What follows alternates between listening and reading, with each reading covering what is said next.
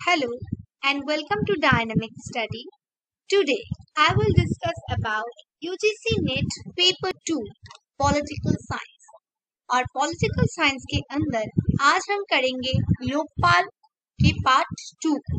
लोकपाल के बारे में हमने पहले वीडियो में जाना है। अब इस वीडियो में उसके बारे में डिटेल्स जो कुछ हम नहीं जानते उसको देखेंगे। तो स्टार्ट करते हैं आज के लेक्चर को। Okay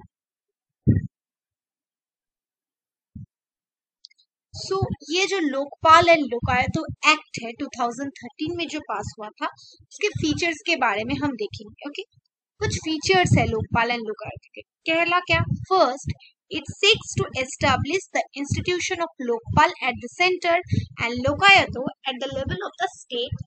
Okay, so state central level पर ये चाहता है कि एक इंस्टीट्यूशन क्रिएट हो, एक इंस्टीट्यूशन एस्टेब्लिश्ड हो जिसका नाम है लोकपाल एंड राज्य के स्तर पर उसका जो नाम होगा वो होगा लोकायुक्त।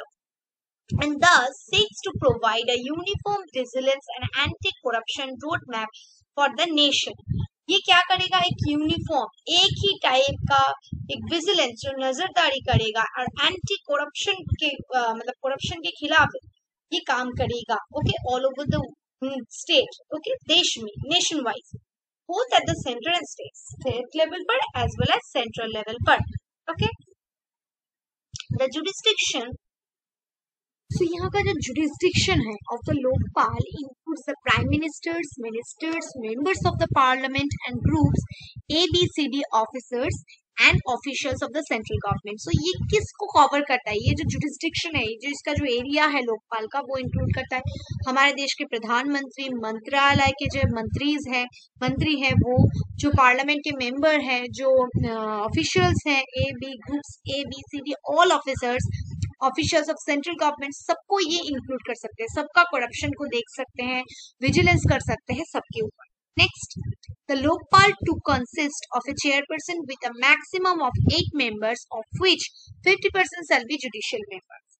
So लोकपाल जो कंसिस्ट होगा, एक चेयरपर्सन रहेगा और 8 मैक्सिमम 8 लोग रह सकते हैं मेंबर्स में, और उनमें 8 में से मतलब 50% मेंबर्स मतलब 4 मेंबर्स जुडिशियल मेंबर्स होना ही चाहिए। Next, 50% of the members of the Lokpal shall be come from the amongst SC, STs and OBCs, minorities and women. So 50% members of the Lokpal जो होंगे वो कहाँ से आएंगे? वो आएंगे SC, ST, OBC जो minorities communities है, women, इन सारे लोगों से बनेंगे। ओके नेक्स्ट देखते हैं। The selection of chairperson and the members of Lokpal shall be through a selection committee consisting of PM, the Speaker of the Lok Sabha, the Leader of the Opposition in the Lok Sabha, the Chief Justice of India, or a sitting Supreme Court judge nominated by the Chief Justice of India and an eminent jurist to be nominated by the President of India on the basis of recommendations of the first 4 members of the selection committee. So यहाँ का जो chairperson का जो या जो members होंगे लोकपाल के, उनका सिलेक्शन प्रोसीड्यूर क्या होगा? वो एक कमिटी रहेगी जो चेयरपर्सन और लोकपाल के मेंबर्स को सिलेक्ट करेंगे। कौन कौन रहेंगे इसमें?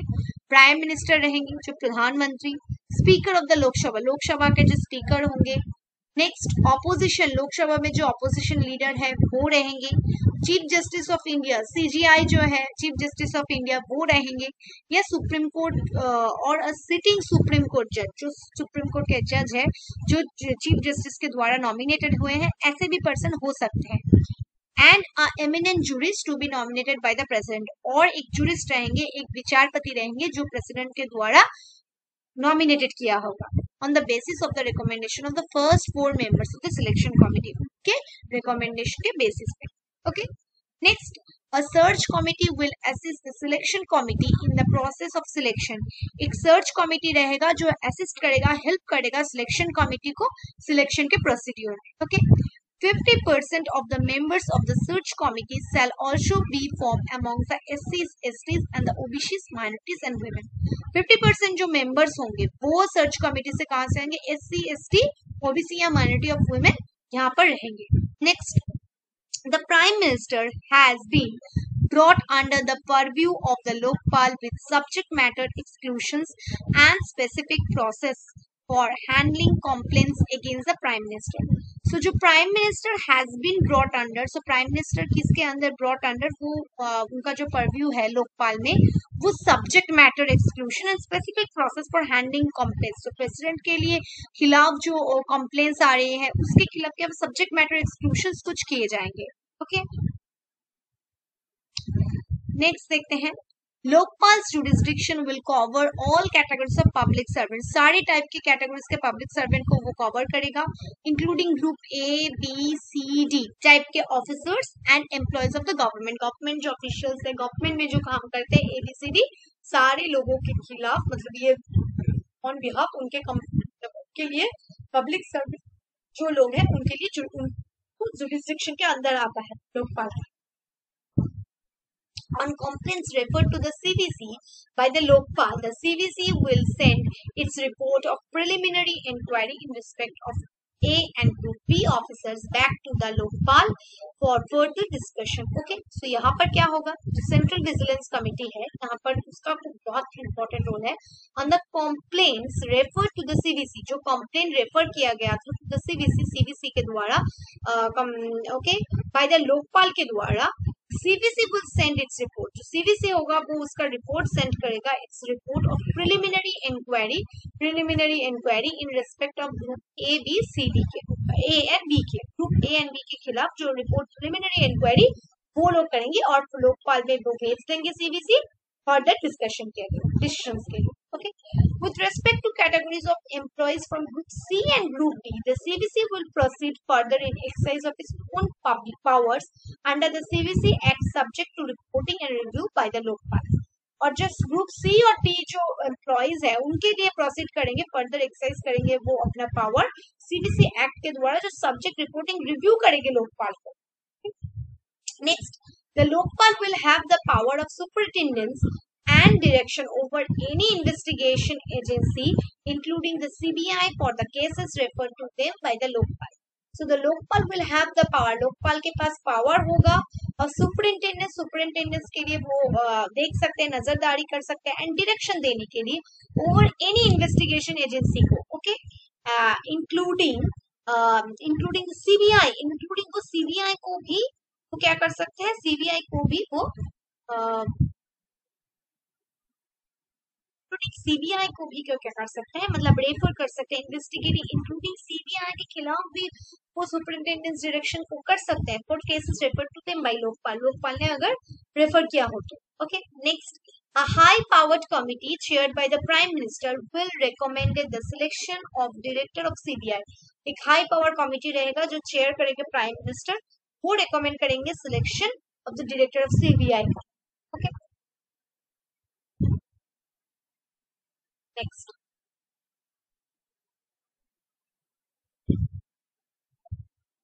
it incorporates provisions for attachment and confiscation of property of public servants acquired by corrupt means, even while the prosecution is pending. It incorporate कर सकते हैं जो provisions है, attachment, confiscations of property, public servant के जो उन्होंने corrupt तरीके से, corrupt means से prosecute किया, उसके खिलाफ prosecute जो pending है उसको वो कर सकते हैं.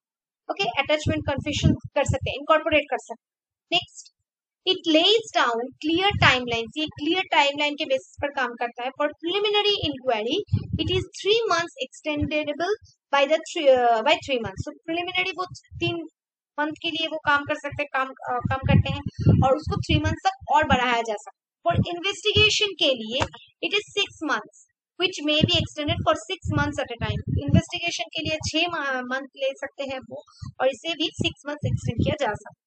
ओके, और ट्रायल के लिए जब वो ट्रायल के एरिया में होगा तब वो 1 year extendable and 1 year and to achieve this special course to be set up. So जब ट्रायल होगा तब 1 साल के लिए एक्सटेंड किया जा सकता है और इसको अचीव करने के लिए 1 साल और बढ़ाया जा सकता है. Next, it enhances maximum punishment under the Prevention of Corruption Act from 7 years to 10 years. So यहाँ पर क्या ये enhance किया गया है, जो maximum punishment दे रहे थे वो Prevention of Corruption Act के हिसाब से 7 to 10 years, 7 से 10 साल तक वो उसको punishment दे सकते. Okay, The minimum punishment under section 7, 8, 9 and 12 of the Prevention of Corruption Act will now 3 years. जो minimum है वो है 3 साल के लिए, and the minimum punishment under section 15 punishment for attempt will now be 2 years. अभी इसे 2 साल किया गया है. Next देखते हैं. Institutions which are financed fully or partially by government are under the jurisdiction of Lokpal, but institutions aided by government are excluded. जो institutions government के द्वारा partially या fully financed होता है, गवर्नमेंट से पैसा मिलता है, वो लोकपाल के अंडर है. लेकिन by the institution aid जो जिस इंस्टीट्यूशन को गवर्नमेंट के द्वारा एड मिलता है वो यहाँ से एक्सक्लूडेड है.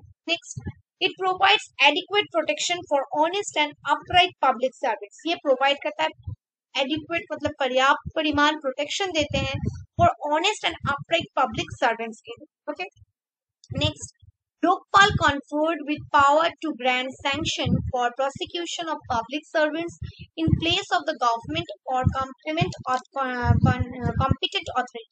So Lokpal conferred with powers. Lokpal के पास power है to grant sanction provide कर सकता है, prosecute कर सकता है public servants को, government के complaint जो authority है उनके behalf में. Okay. Next, अब लोकायत के बारे में देखते. So even much before the enactment of Lokpal and Lokayatas Act 2013 itself, many states already set up institution of Lokayata. So Lokpal और Lokayata Act जो 2013 में पास हुआ, उससे बहुत पहले बहुत सारे स्टेट्स में क्या हुआ कि लोकायता एक्ट पास था और वो एस्टेब्लिश था. It must be noted here that the institution of Lokayata was established first in Maharashtra in 1971. So सबसे पहले महाराष्ट्र में 1971 में लोकायता का इंस्टीट्यूशन एस्टैब्लिश था.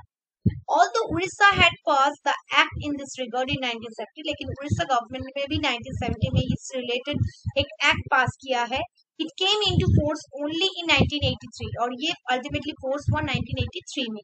Till 2013, 21 states and 1 union territories have established institution of Lokayukta. 2013 में तो 21 राज्य ने और एक यूनियन टेरिटरी जो है दिल्ली, उन्होंने ये लोकायता का इंस्टीट्यूशन एस्टैब्लिश किया. नेक्स्ट मूव करते हैं. अब यहाँ पर हम देखेंगे कि एस्टैब्लिश्ड जो लोकायतस है स्टेट्स में, सबसे पहले आया था उड़ीसा में एक्ट में, लेकिन इम्प्लीमेंट सबसे पहले हुआ महाराष्ट्र, उसके बाद Rajasthan 1973, Bihar 1974, Uttar Pradesh 1975, Madhya Pradesh 1981, Andhra Pradesh 1983, Himachal Pradesh 1983, Karnataka 1985, Assam 1985, Gujarat 1986, Punjab 1995, Delhi 1995, Kerala 1999, Jharkhand 2001, Chhattisgarh 2002, Haryana 2002, Uttarakhand 2002, Jammu and Kashmir 2002, West Bengal 2003, Tripura 2008 and Goa 2011. Okay, so यहाँ पर 22 जो लिस्ट है यहाँ पर प्रोवाइड किए गए हैं. नेक्स्ट देखते हैं अपॉइंटमेंट कैसे होगा लोकायतों. So the Lokayukta and Upalokayukta are appointed by the governor of the state. जो राज्य के राज्यपाल होंगे उनके द्वारा वो अपॉइंटेड होंगे जो लोकायतो या उपलोकायतो होंगे. While appointing the governor in most of the states consults the Chief Justice of the State High Court and the leader of the opposition in the State Legislative Assembly. So जब वो appoint करेंगे governor, जब appoint करेंगे लोकायतो या लोकायतस को, उपलोकायतस को इन most of the state, वो किसके साथ परामर्श करेंगे? जो राज्य हाई कोर्ट के जो चीफ जस्टिस है उनके साथ परामर्श करेंगे और जो लेजिस्लेटिव असेंबली के जो ऑपोजिशन लीडर है उनके साथ वो परामर्श करेंगे. Okay, next, tenure कितने साल के लिए वो रह सकते हैं? In most of the states, the term of office fixed for lokayata is 5 years duration or 65 years of age, whichever is earlier. So 5 साल के लिए या 65 years के लिए जो early होगा उसके लिए. He is not eligible for reappointment for the second term. लेकिन वो second term के लिए फिर से reappoint नहीं हो सकते हैं. Okay. Next, investigations. ओके, वो इन्वेस्टिगेशन किसको कर सकते हैं? कैसे टाइप के investigation? In most of the states the Lokayukta can initiate investigations either on the basis of a complaint received from citizens against unfair administrative action और suo motu. So most of the states में क्या होता है, ज्यादातर राज्य में होता है कि लोकायुक्त तो इन्वेस्टिगेशन कर सकता है on the basis of the complaints. मैंने अगर कोई सिटीजन ने अगर कंप्लेन किया है किसी अथॉरिटी या किसी व्यक्ति के अगेंस्ट अनफेयर एडमिनिस्ट्रेटिव एक्शन लिया है, उसके खिलाफ कर सकते हैं, या खुद से सुओ मोटो मतलब बाय हिज ओन वो कर सकते हैं, मतलब इन्वेस्टिगेशन एजेंसी जो है लोकायुक्त तो उसके द्वारा वो अपने आप से कर सकते हैं। मतलब किसी को लगा कि अगर ये करप्ट है तो उसके खिलाफ, but he does not enjoy the power to start investigation on his own initiative। लेकिन वो स्टार्ट नहीं कर सकते, सुओ मोटोली अपने आप नहीं कर सकते। कौन से राज्य में? In the states of Uttar Pradesh, Himachal Pradesh और असम जैसे स्टेट में वो अपने आप से स्टार्ट नहीं कर सकते। Next, there is no uniformity regarding the jurisdiction of Lokayukta in all the states। so her state का रूल्स रेगुलेशन अलग होता है। हर स्टेट्स का रूल्स रेगुलेशन अलग होने की वजह से क्या होता है, वो यूनिफॉर्मली एक जैसा जुरिस्डिक्शन लोकायुक्तों का नहीं है। सो कुछ इसमें पॉइंट्स हैं जो हम बता रहे हैं। The chief minister is included within the jurisdiction of Lokayukta in the states of Himachal Pradesh, Andhra Pradesh, Madhya Pradesh and Gujarat. So इन सारे हिमाचल प्रदेश, आंध्र प्रदेश, मध्य प्रदेश और गुजरात जैसे स्टेट में चीफ मिनिस्टर्स को भी इस जुरिस्डिक्शन के अंदर हम ले लेते हैं। मतलब उनके खिलाफ अगर करप्शन की कोई उठे तो हमसे सर्व कर सकते हैं। While is excluded from the purview of Lokayukta, लेकिन कुछ स्टेट है जहां पर लोकायुक्त के अंदर आप जुरिस्डिक्शन इंक्लूड नहीं कर सकते। वो कौन सा है? महाराष्ट्र, उत्तर प्रदेश, राजस्थान, बिहार एंड उड़ीसा जैसे स्टेट्स में आप नहीं कर सकते प्रधान मुख्यमंत्री को included. Next, ministers and higher civil servants are included in the purview of Lokayukta in almost all states। जो मंत्री है और हायर सिविल सर्विस जैसे पोस्ट हैं, बीसीएस जैसे मतलब सिविल सर्विस के जो पोस्ट है, सो वो इंक्लूडेड किए जाते हैं in the purview of Lokayukta के अंदर बहुत सारे स्टेट्स में। Maharashtra also included former ministers and civil servants. Maharashtra में क्या होता है, जो पूर्वतन मंत्री थे या सिविल सर्वेंट थे उनके खिलाफ भी यहाँ पर जुरिस्डिक्शन किया जा सकता है। Next, members of the state legislature are included in the purview of Lokayukta. The states of, जो स्टेट लेजिस्लेटर के मेंबर्स हैं, मंत्री नहीं है लेकिन विधानसभा के या विधान परिषद के मेंबर्स हैं, उनके खिलाफ भी जुरिस्डिक्शन कर सकते हैं। कौन से स्टेट में? आंध्र प्रदेश, हिमाचल प्रदेश, गुजरात एंड उत्तर प्रदेश, असम, इन सारे स्टेट्स में। Next, the authorities of the local bodies, corporation and complaints and societies are included in the jurisdiction of Lokayukta in most of the states। ज्यादातर स्टेट्स में लोकल बॉडीज, कॉर्पोरेशन, कंपनीज, उनके खिलाफ भी jurisdiction किए जा सकते हैं। Next, Lokpal logo and motto release. जो लोकपाल का एक मोटो और लोगो रिलीज किया है, ये है हमारा लोकपाल का लोगो। So the logo is based upon the literal meaning of lokpal। lok means people, जो normal meaning है लोकपाल का। lok means people, pal means caretaker। जो लोगों का caretaker है, caretaker of people, इसका मतलब है लोकपाल, मतलब जो लोगों को केयर करेगा, टेक केयर करेगा। ओके, इसके हिसाब से ये बनाया गया। It is designed by the Prashant Mishra, former Prayagraj, Uttar Pradesh के ये प्रयागराज है। ओके, नेक्स्ट, मोटो क्या है लोकपाल का? मागृत कशवंधम, do not be greedy for anyone's wealth. मतलब पैसे के लिए ज्यादा लालच ना करना, इसका ये मोटो है। ओके, नेक्स्ट देखते हैं लोकपाल और लोकायुक्त के बीच में डिफरेंसेस। लोकायुक्त देखते हैं पहले और उसके बाद लोकपाल। लोकपाल और लोकायुक्त के डिफरेंसेस। लोकायुक्त का मतलब क्या है? Lokayukta is a body operating at state level, जो स्टेट लेवल पे ऑपरेट करता है, राज्य स्तर पे, set up to investigate individuals complain, लोगों को कंप्लेन के अगेंस्ट ये काम करता है, पब्लिक सर्वेंट्स के खिलाफ और पॉलिटिशियन करप्शन के खिलाफ ये काम करता है। Lokpal is a body operating at central level पर जो काम करता है, जो establish to investigate the civil servant के खिलाफ वो काम करता है, और politician against the corruption complaints loaded by any person. Okay, next, jurisdiction all the members of the legislative assembly and the state government employees. ये किसको लिए काम करता है? जो लेजिस्लेटिव असेंबली के मेंबर है, स्टेट गवर्नमेंट एम्प्लॉइज है, उनके खिलाफ। लोकपाल क्या करता है? पार्लियामेंट के जो मेंबर्स है उनके खिलाफ वो जुरिस्डिक्शन कर सकते हैं, और सेंट्रल गवर्नमेंट एम्प्लॉइज के खिलाफ। अपॉइंटमेंट लोकायुक्त को कौन करता है? गवर्नर, और लोकपाल को अपॉइंट करता है प्रेसिडेंट। मेंबर्स कौन होंगे? ये एक 3 मेंबर बॉडी है लोकायुक्त, और लोकपाल जो है वो है 8 मेंबर्स बॉडी। लोकायत में लोकायत एक होते हैं और उप लोकायत 2 होते हैं। सो 3 मेंबर बॉडी और लोकपाल में टोटल 8 मेंबर्स होंगे। ओके, नेक्स्ट, लोकपाल का मतलब है प्रोटेक्टर ऑफ द पीपल। जो मैंने कहा था ये एक ombudsman at the Indian level पर एक ओम्बुड्समैन सिस्टम है, और लोकायत तो जो कॉन्सेप्ट है वो ombudsman at the state level है। सो ऊपर लोकायत है डेपुटी लोकायत, जो डेपुटी लेवल पर लोकायत अगर नहीं रहे तो उनको हेल्प करने के लिए ये डेपुटी ऊपर लोकायत रहते हैं। ओके, लोकायत वर्सेस विजिलेंस ऑफिसर में क्या फर्क है? सो फॉर्मर जो लोकायत है looks into citizens grievance against public officials. अगर सिटीजन ने कोई कंप्लेन किया है उसके खिलाफ कर सकते हैं। Okay, from outside the system, outside of the system से कर सकते हैं। बट जो विजिलेंस ऑफिसर है वो उस सिस्टम के अंदर ही है और उस सिस्टम के लिए ही विद इन सिस्टम वो कंप्लेन को जुडिशन कर सकते हैं। Okay, so that's the overall lecture on today's class. So I hope you understand the class of Lokpal. मैंने लोकपाल और लोकायुक्त के concept को clearly समझा दिया. I hope you will understand. Thank you. Keep on watching and keep on learning.